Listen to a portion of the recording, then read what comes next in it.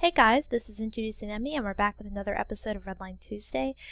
This one was sent to us by someone named Gregory, and I don't have any other information, so Gregory, thank you for sending it in, and I'm sorry I couldn't credit you any more than just your name. So this is the character they sent in. So before the episode started, I just did a little quick adjustment where I dropped a plumb line. And I basically just straightened the character out a little bit. He was sort of leany. So I straightened him out a little bit, and I know you're probably thinking, well, now he looks like he's leaning the other way. Just trust me. Just trust me. So I'm actually going to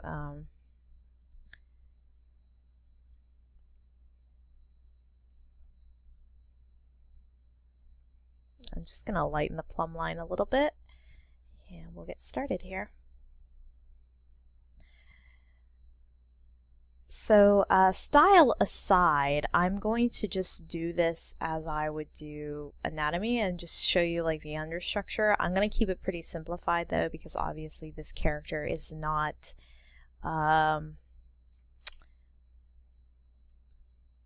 he's not the most realistic, ultra detailed character ever. So one of the things I'm doing is I'm bringing the crotch up from there to about there. His torso just seems a little long.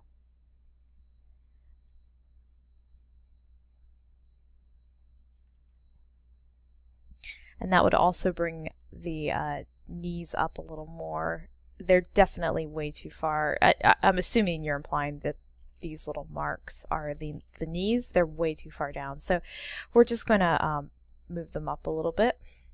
Basically to just above them, actually.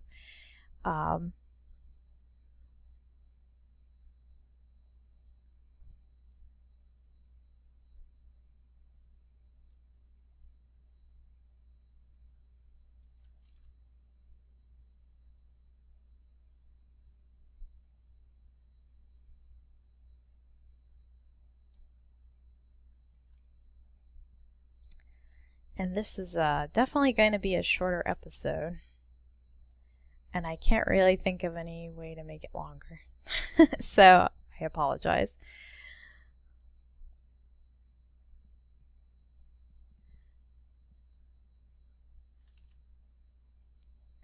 Okay, so now that we've got the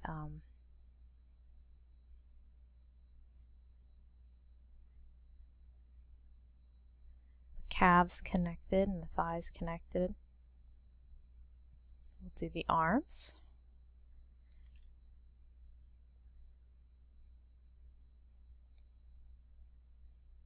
There's the clavicle.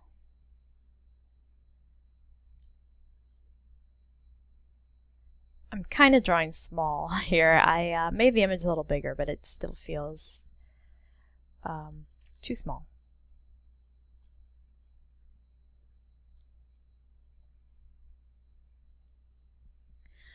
So I'm just putting some marks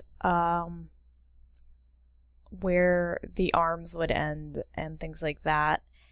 Again, I'm kind of reeling it back into standard anatomy measurements, but if you want to push it, like if you want the arms to be really long, or if you want, you know, the kneecaps further down or something, go with that. But just for the purpose of what Redline Tuesday is all about, I'm kind of, you know, like I said, just reeling it back in a little bit. So I apologize if I'm sort of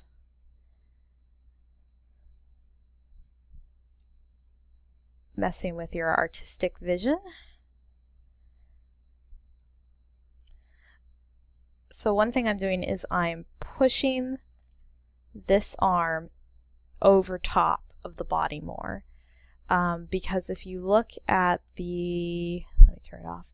If you look at the original, save for it moving, the arm is sort of like almost going behind the jacket, or like behind the pants, but we're seeing the side of his shoulder up here. See how much this is curved? That implies we're seeing the side of it. So we want to bring the sleeve in front a little bit.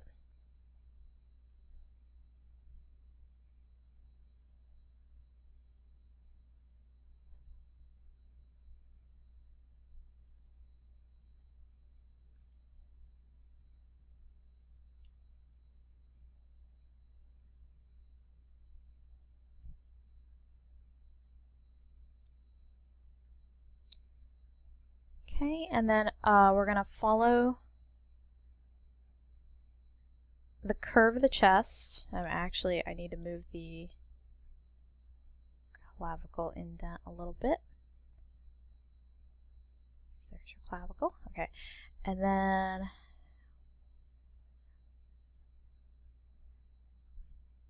draw our collar. Wait, which way does... Okay, yeah, sorry, I was like, which way does this jacket button up? I wasn't sure. This kind of looks like an Italian cut. I'm not sure. I should know my suits a lot better than I do, but I don't. Of course, this might just be like a jacket.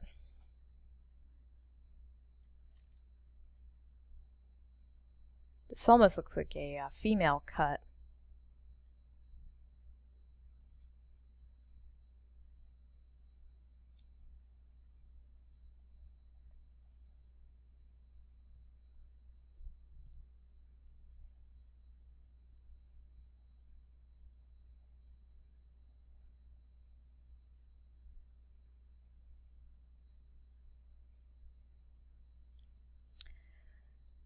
So we want the buttons to be an even measurement down the jacket, or the vest, or whatever you'd like to call this. I would recommend...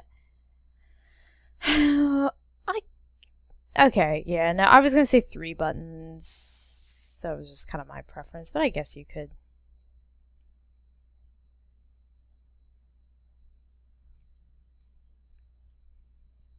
Okay. Now, I'm not sure what this is, but it looks shiny and it's clearly supposed to be here, so I'm just going to make it a little rounder.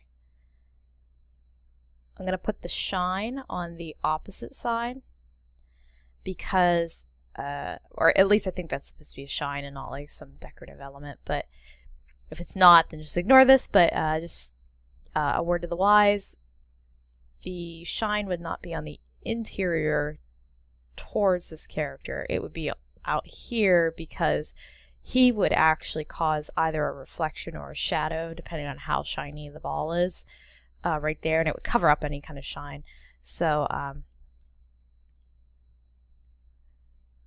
maybe to show it a little better here, I'll go like this. This will be his reflection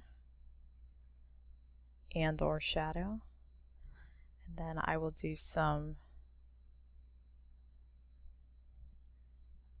hatching to show the shading, and then I will just put like the shine over there.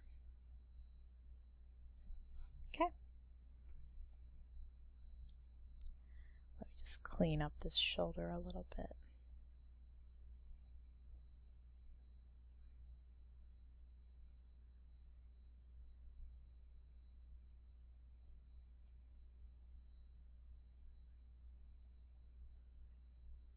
Sorry about all the little marks everywhere. It's just the nature of the beast.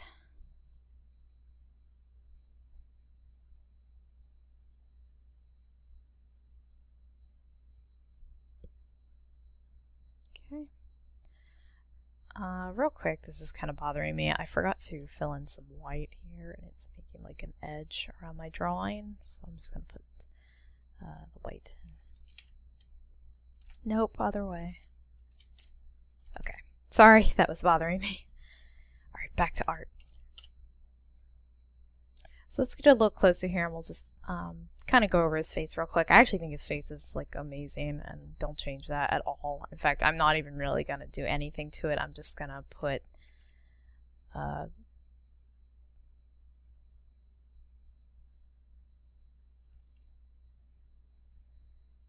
just going to like outline it to show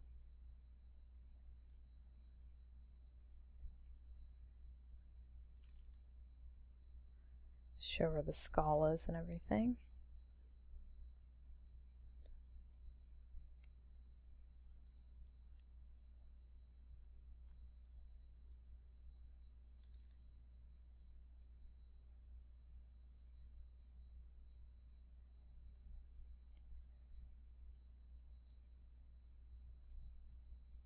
Okay, for the hat, so here's our skull. And he's kind of got like a straw hat, straw derby kind of thing going on here. So what you want to do is, I don't know if this is supposed to be like a close-fitting hat or not, but I like to draw a little like an oblong ellipse to sort of help show where, like, if it was like a narrow cap that really like gripped the head, that would be how it would sit. However, I don't know if this character is supposed to have that close fitting of a hat. I am still going to use this as a guideline for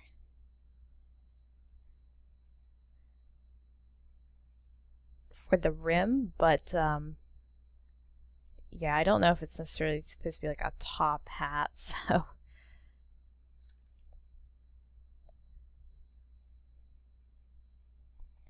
I will just do my best to follow your drawing here.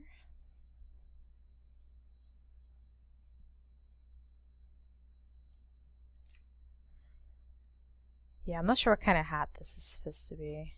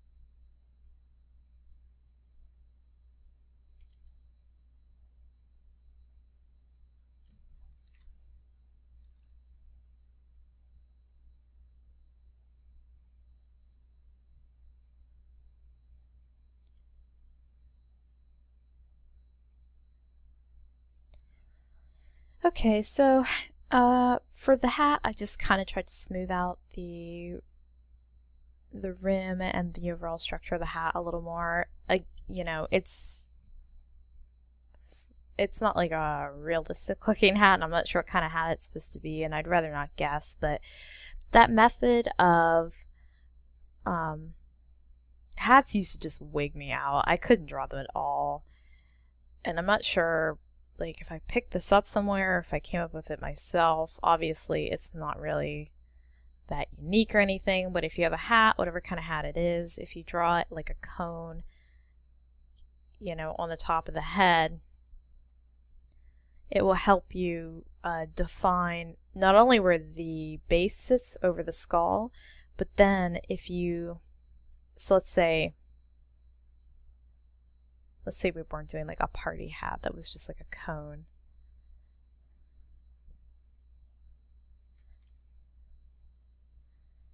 So let's say we were doing like a top hat, like I drew earlier.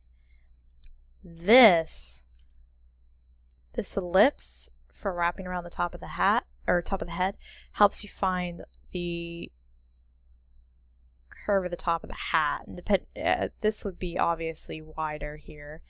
So it helps you figure out the perspective of this cylinder that represents the top of the hat.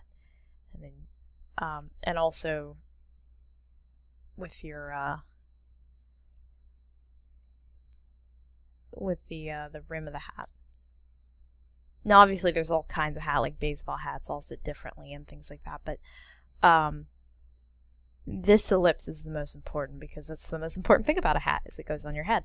So they all touch the head in some way. Like I said, here this is like supposed to be kind of like a floppy hat, I think, or something to that effect, and I can't really use that same methodology here. The only thing I can do is just make sure that this is gripping here because it has to stay on the head, but like the back of the hat is actually kind of just doing its own thing, and the whole character is oops. The whole character is black through here. This is all heavy and shaded in. So again, I can't really say how it sits on the head exactly, but this is, you know, as best a shot as I can give it. So yeah.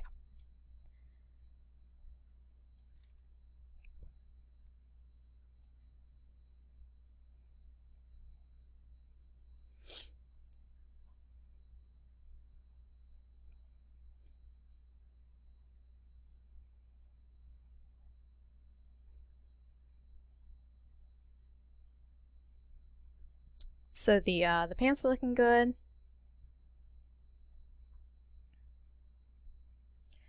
Feet, I feel like they fit the character and everything.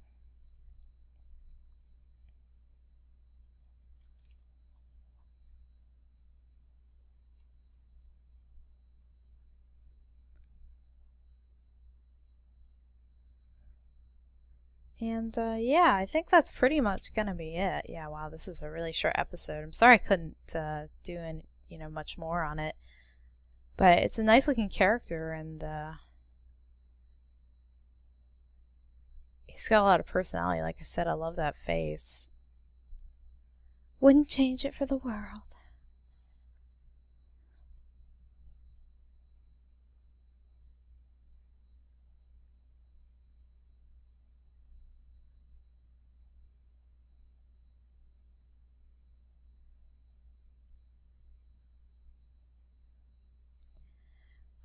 I think maybe the only thing is this feels just like ever so slightly flat. I think I'm gonna try using my, since we have some extra time here, I'm gonna use the warp tool to just kind of curve it a little bit. It's the nice thing about working digitally is you can kind of go in last minute and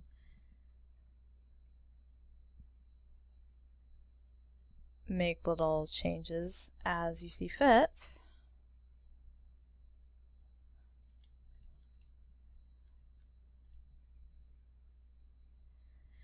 So, yeah. Okay, cool. I would like to thank Gregory for sending this in, and sorry this is so short.